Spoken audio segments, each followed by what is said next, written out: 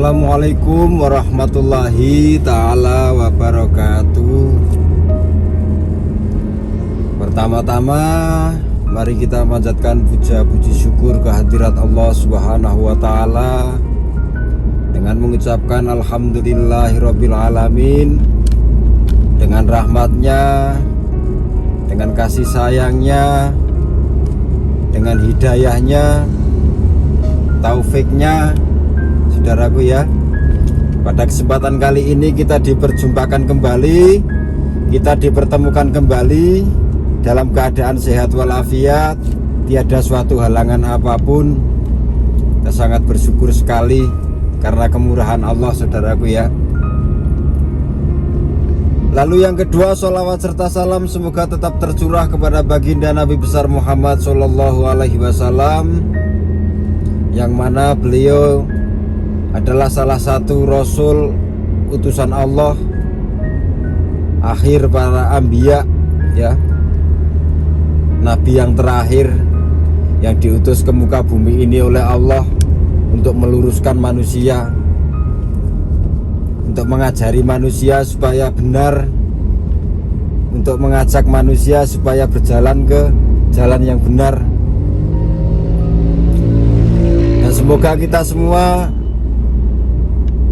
termasuk dari beribu-ribu umatnya Rasulullah Muhammad SAW yang kelak kita akan mendapatkan syafaat beliau, mendapatkan pertolongan beliau ya, baik di dunia maupun di akhirat.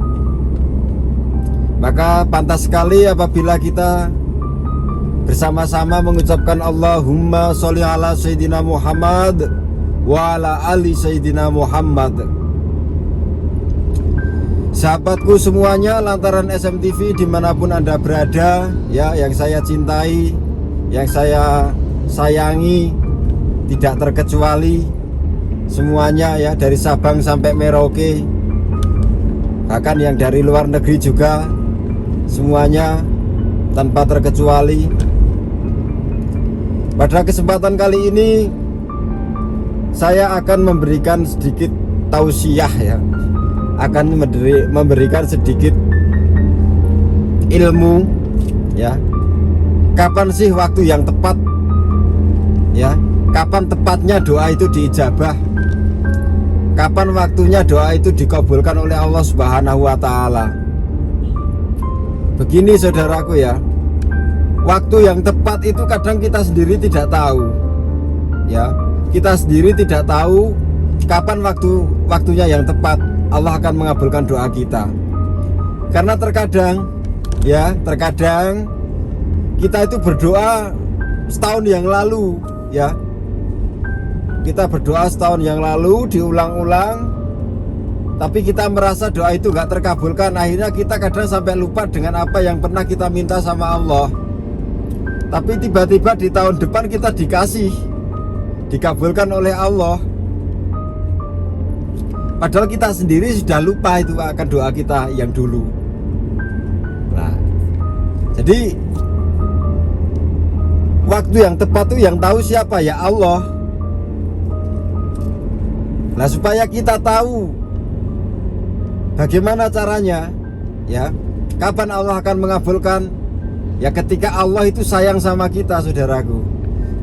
Ketika Allah itu ridha sama kita, ketika Allah itu sayang sama kita, cinta sama kita, tersenyum sama kita, itu insya Allah semua yang kita inginkan, semua yang kita hajatkan itu akan diberikan ya. Tapi Allah memberikan sesuatu kepada hambanya itu juga tidak serta-merta sesuai keinginan hambanya. Tapi Allah selalu tahu, Allah itu akan memberikan yang kita butuhkan, yang hambanya butuhkan itu pasti dicukupkan oleh Allah Subhanahu wa ta'ala ya. Makanya saya selalu mengajak ya, bukan mengajarkan, selalu mengajak kita itu untuk selalu terus bersyukur ya, memperbanyak syukur kepada Allah Subhanahu wa ta'ala. Karena apa? Karena sesuatu yang tidak kita minta saja Allah berikan, apalagi kalau kita minta sama Allah. Loh, memangnya ada Gus yang tidak kita minta kok dikasih sama Allah? Banyak sekali saudaraku ya, banyak sekali. Anda gak akan pernah, saya yakin ya, Anda dan saya sendiri tidak pernah memohon sama Allah, ya Allah saya minta 2 kaki, saya minta 2 mata, saya minta 2 telinga, ya. Tapi Allah ngasih kaki, Allah ngasih tangan, Allah ngasih mata, Allah ngasih telinga, Allah kasih hidung dan lain sebagainya.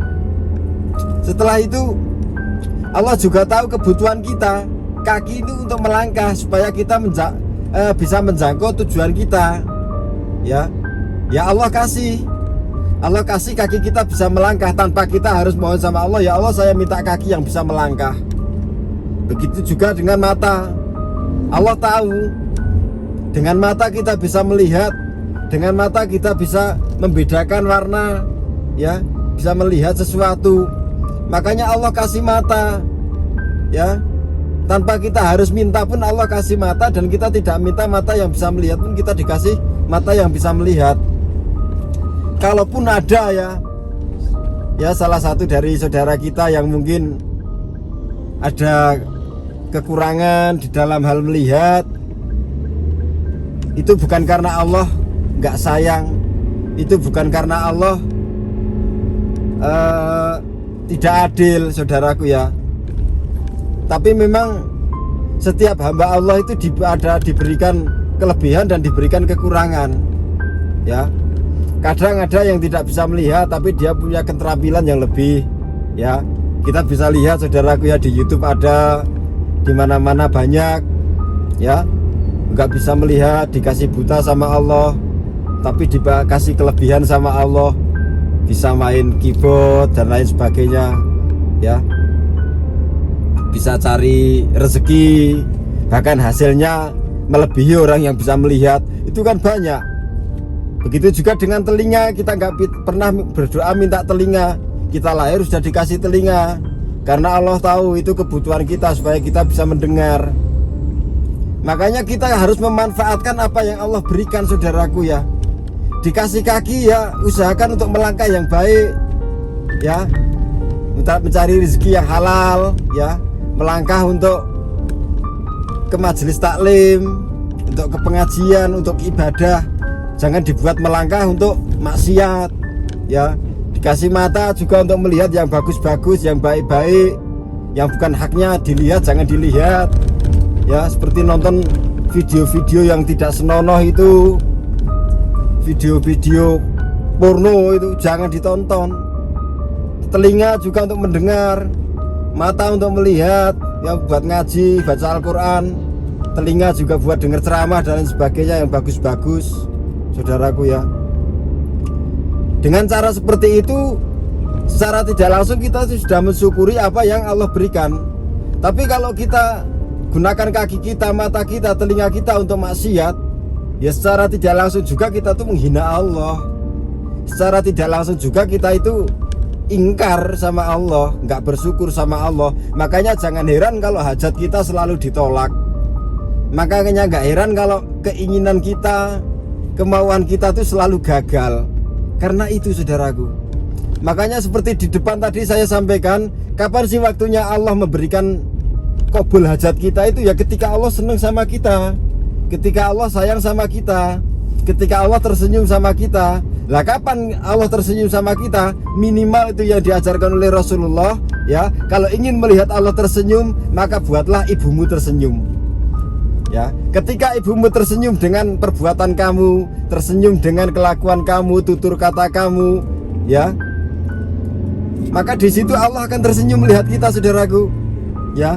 Itu yang memang disampaikan oleh Rasulullah. Kalau kalian ingin melihat Allah tersenyum, maka buatlah ibumu tersenyum. Itu pertama. Lah buat yang ibunya sudah meninggal, belum sempat membuat tersenyum, ya sekarang berubah, ya. Berubah.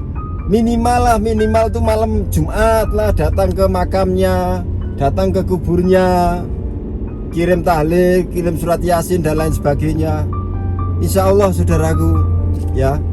Kemudian selain membuat ibu kita tersenyum, ya kita bikin orang lain tersenyum, bikin orang lain bahagia, bikin orang lain bangga sama kita, ya. Tapi bangganya, tersenyumnya saudara kita, orang lain itu karena Allah, bukan karena kita yang riya. Ya contohnya kita sedekah, saudaraku ya, kita sedekah niatnya karena Allah, nggak niat yang lain-lain. Kemudian ada orang melihat, orang bangga sama kita, tapi bukan karena kita minta dibanggakan orang, tapi biar dibanggakan oleh Allah, begitu. Tapi kalau niatnya kita hanya ingin riya, ya supaya dipuji-puji orang dan lain sebagainya, dianggap orang dermawan dan lain sebagainya, itu sudah tidak membuat Allah tersenyum lagi, saudaraku. Ya. Kemudian kapan sih Allah tersenyum? Ketika Anda, ya, ketika kita semua ini membuat guru kita, ya, guru kita bahagia, guru kita tersenyum, ya, karena adab kita, tersenyum karena ilmu kita yang dari guru bagikan, kita manfaatkan, kita amalkan. Nah, di situ Allah akan tersenyum. Tapi tatkala kita semua itu membuat ibu kita menangis, membuat orang lain kecewa, membuat guru kita kecewa, lah di situ Allah akan marah. Di situ Allah akan dengan mudah sekali menolak permohonan kita, saudaraku. Lah dan selain dari yang tadi ya, apalagi yang bisa membuat Allah tersenyum? Ketika kita menjalankan apa yang diperintahkan dan kita meninggalkan apa yang dilarang oleh Allah Subhanahu wa taala. Di situ Allah akan tersenyum melihat kita. Ya. Contohnya ya sholat, saudaraku ya, seringkali saya sampaikan, seringkali saya ingatkan, sholat itu jangan sampai ditinggal, saudaraku ya. Seberat apapun sholat itu jangan sampai ditinggal, karena itu kewajiban, ya. Kalau hak Allah saja tidak kita penuhi, bagaimana kita mau meminta hak kita kepada Allah, ya, meminta kabul hajat kita kepada Allah, kalau perintah Allah saja kita abaikan, saudaraku ya. Makanya saya pribadi ya mengingatkan diri saya sendiri, khususnya keluarga saya dan umumnya kepada saudara-saudariku semuanya, mulai detik ini perbaiki diri kita, ya, taubatan nasuha, mohon sama Allah, ya. Kalau belum tahu ya cari guru, ya, cari motivasi, ya, cari motivator itu yang benar, cari guru juga yang hati-hati, yang benar-benar tulus, saudaraku ya. Jangan guru yang menyesatkan, dan jangan tertipu dengan label. Nah, ini penting, saudaraku. Sekarang banyak sekali yang pakai label, wah ala-ala Islami, seperti ustadz, ya, seperti kiai, pakai jubah, pakai surban, ya, tasbih selalu di jarinya, di tangannya, tapi kerjaannya nipu. Begitu, saudaraku. Banyak konten-konten YouTube itu ya, konten-konten YouTube itu yang hanya menipu itu banyak sekali, saudaraku. Yang berkedok pengobatan, ya, oh nanti ini kena santet, nah ini ada pusakanya, ngambilnya sekian juta, nanti penolak balanya sekian juta. Itu banyak sekali pengobatan yang berkedok pengobatan tapi penipuan, dengan mengatasnamakan agama, membawa simbol-simbol agama, ya, membawa baju kebesaran seperti jubah, surban, koko dan lain sebagainya, pakai sarung. Dan yang kadang bikin saya marah lagi, jengkel lagi kalau melihat itu ya, konten-konten itu sudah menipu pakai nama-nama Allah, pakai sholawat dulu, pakai baca-baca ini, padahal itu nipu. Betul. Saya dari awal saya nggak takut sama yang namanya dukun itu dukun semua, itu dukun-dukun penipu, saudaraku. Jadi hati-hati, saudaraku, kalau mencari ilmu ya benar-benar yang real saja sekarang, ya, yang benar-benar guru itu memberikan ilmu itu dengan tulus. Makanya dari kemarin saya sampaikan nggak usah mikir mahar lagi di tempat saya, mau mujarab, mau manjur apa enggak, itu urusan Anda dengan Allah. Bagaimana jenengan semua itu bisa mengambil cintanya Allah itu bagaimana? Ya caranya itu tadi, tobat, saudaraku ya, berbuat yang baik, memperbaiki diri, penuhi hak-hak Allah, insya Allah terkabul walaupun nggak pakai mahar. Ya, memang saya dari dulu ya, saya bukan dukun, saya bukan kiai, saudaraku ya, cuman saya pernah belajar ngaji, saya pernah di pesantren juga nggak sehari dua hari, Jadi memang media saya ini saya jadikan untuk media dakwah, untuk berbagi ilmu, untuk saling mengingatkan supaya kita itu selamat, saudaraku ya. Jadi intinya melupakan daripada konten-konten yang menipu tadi ya, saudaraku, hati-hati milih guru. Ya tidak harus di konten saya, tidak harus di channel YouTube saya, di channel manapun silahkan. Tapi cari yang benar-benar guru itu tidak menyesatkan, ya, tidak untuk mengajak kita untuk menyekutukan Allah. Walaupun itu pakai mantra, walaupun itu pakai ajian, saudaraku ya, walaupun itu pakai wirid, tapi tujuan kita tetap kepada Allah, mohon kepada Allah Subhanahu wa Ta'ala, tidak mohon kepada yang lain. Doa itu hanya sarana, guru itu hanya perantara, saudaraku ya. Dan ilmu itu memang wajib dicari, tapi carilah ilmu yang benar-benar ilmu dari Allah, ilmu yang diridhoi oleh Allah Subhanahu wa Ta'ala, supaya hajat-hajat kita itu termudah terkabul, saudaraku ya. Jadi intinya begini, saudaraku, sahabatku semuanya yang saya cintai ya, kalau ingin doa Anda cepat terkabul, jangan malas ya, jangan malas, terus berdoa.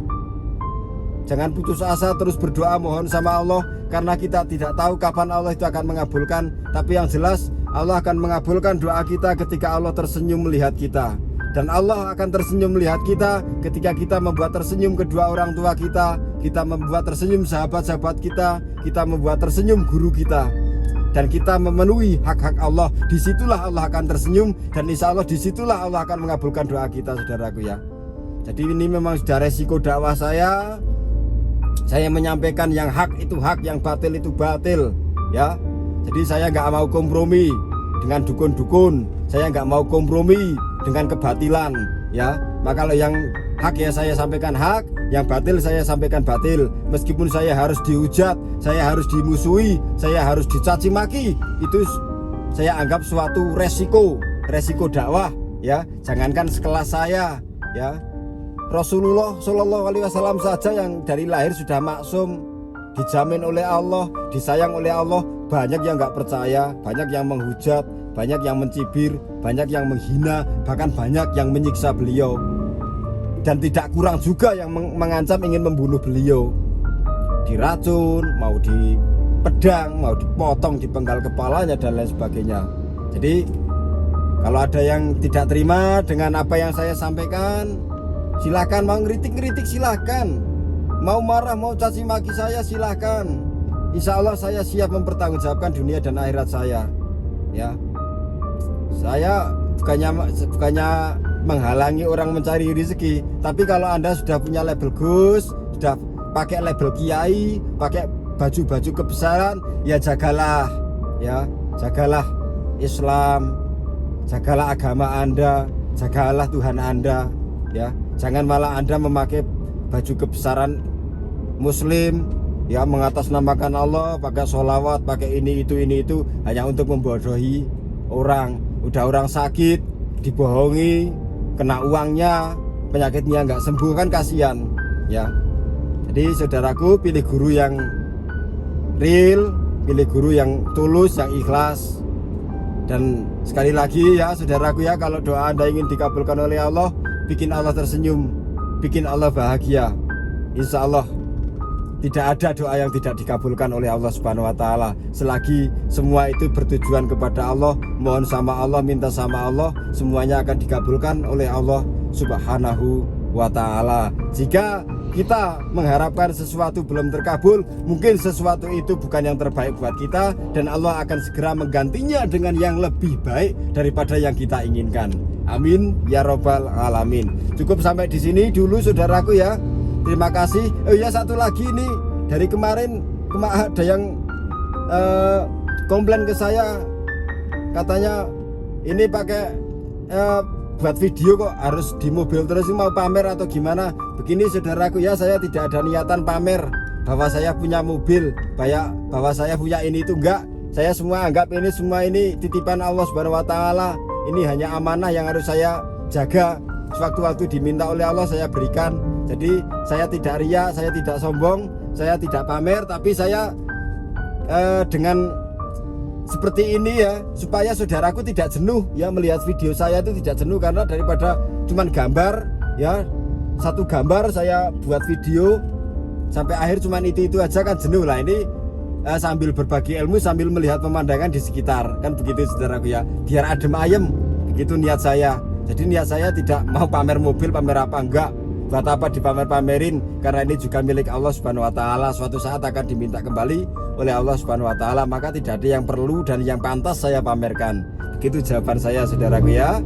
Terima kasih sudah bergabung, sudah mampir ya saudaraku. Tetap sekali lagi saya ingatkan, jaga sholatnya. Udah jaga sholatnya, perbanyak sholawatnya, insya Allah hajat terkabul. Bangun malamnya juga jangan lupa ya, wiridnya, mantranya, ajiannya dibaca lagi, diamalkan lagi. Tapi sholat 5 waktunya harus dijaga, wajib dijaga. Sholawatnya wajib diperbanyak, istighfarnya wajib diperbanyak. Insya Allah akan segera dikabulkan. Gak lama saudaraku, Allah akan memberikan yang terbaik. Cukup sampai di sini, kurang dan lebihnya mohon maaf. Wassalamualaikum warahmatullahi taala wabarakatuh.